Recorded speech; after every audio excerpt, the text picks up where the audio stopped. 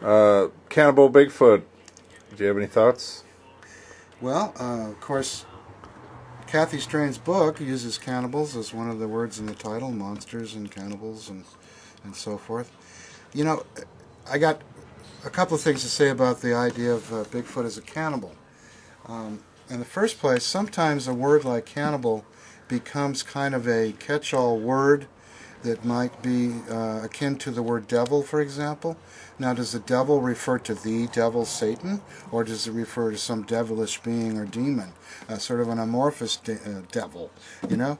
So this is where people can get confused, the use of these words. So I think in a lot of cases, the word cannibal comes from Native American words that do or don't relate to Bigfoot. Now, there are Algonquin Indians in particular who talk about the Whitigo or the Wendigo or any number of different pronunciations of a word like that, and they describe it as being a humanistic-like, hominoid-like cannibal.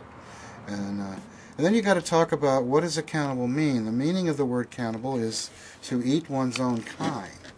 So I would suggest that if the Indians are talking about the Bigfoot eating Indians, then there might be a technicality involved there where maybe they're not of the same kind. At least they might be a separate species, although I think the Bigfoot are probably of the genus Homo. They may not be sapiens or Homo sapiens, and so therefore maybe it's not cannibalism using the full meaning of the term. Of course, the Native Americans indicated that the Bigfoot were just another tribe.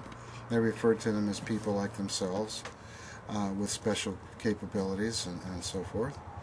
So I would think that it's quite plausible that in the past that Bigfoot has eaten another hominid, whether a human like itself or one like ourselves.